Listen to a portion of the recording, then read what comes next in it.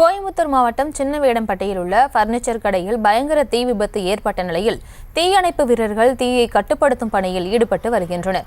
இதுகுறித்த கூடுதல் விவரங்களோடு இணைகிறார் எமது செய்தியாளர் அருண். வணக்கம். மேலும் விவரங்கள். பிரியங்கா வணக்கம். கோவை சின்னவேடம்பட்டி அடுத்த உடையாம்பாளையம் அருகே பாலாஜி குஷன் ஒர்க் என்ற பெயர்ல தனியார் சோஃபா தயாரிக்கும் நிறுவனம் ஒன்று செயல்பட்டு வருகிறது. இந்த நிறுவனத்தை சரவணம்பட்டி அடுத்த விநாயகபுரம் பகுதியைச் சேர்ந்த மூக்கையா என்பவர் கடந்த 2 ஆண்டுகளாக நடத்தி வருகிறார். இந்த நிறுவனத்துல சுமார் ஒரு 7 வடமாநில தொழிலாளர்கள் அங்கு பணியாற்றி வருகிறார்கள்.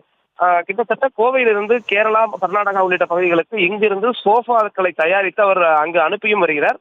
இந்த சூழல்ல இன்று பிற்பகல் சுமார் ஒரு அரை மணி நேரத்திற்கு முன்பாக அங்கிருந்த ஊழியர்கள் உணவு அருந்துவதற்காக வெளியே வந்திருக்கிறார்கள்.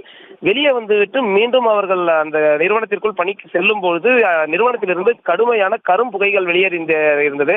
இந்த புகை வெளியேறியதை கண்ட அவர்கள் உடனடியாக தீயை அணைப்பதற்காக உள்ளே சென்றபொழுது அங்கிருந்து மிகப்பெரிய அளவில் தீ ஜுவாலைகள் வெளியே வரும். உடனடியாக அவர்கள் தீயணைப்பு துறையினருக்கும் மற்றும் காவல்துறையினருக்கும் தகவல் அளிக்கிறார்கள்.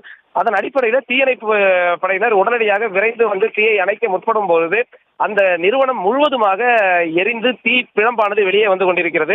தொடர்ந்து 3 தீயணைப்பு வாகனங்களானது அங்கு தீயை அணைக்கும் பணியானது தொடர்ந்து நடைபெற்று வருகிறது. முதற்கட்ட விசாரணையில இந்த தீ விபத்து ஏற்படுவதற்கான காரணம் அருகில் இருந்த உயர் மின்னழுத்த கம்பிகள் சென்று கொண்டிருக்கின்றன.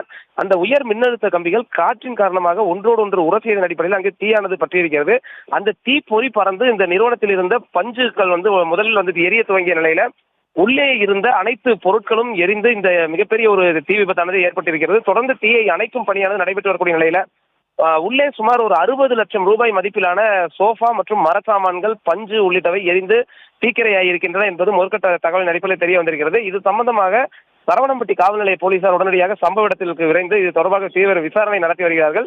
அதே போன்று இந்த நிறுவனத்தில் பணியாற்றிய இந்த வடமாநில தொழிலாளர்கள் 7 பேர் அவர்கள் உணவு இடைவேளைக்கு சென்றதன் காரணமாக ஒரு உயிரிழப்பு என்பது தவிர்க்கப்பட்டிருக்கிறது. இருந்தாலும் அவர்கள் ஏதாவது இந்த தீயை பற்ற வைத்தார்களா என்ற அடிப்படையில் அவர்களிடமும் போலீசார் தொடர்ந்து விசாரணை ஈடுபட்டு வந்து கொண்டிருக்கிறார்கள்.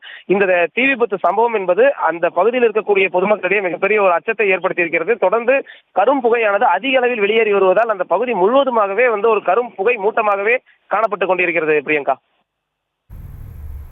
விவரங்களுக்கு நன்றி அருண். செய்திகளை உடனுக்குடனும் துல்லியமாகவும் தெரிந்து கொள்ள சப்ஸ்கிரைப் பண்ணுங்க.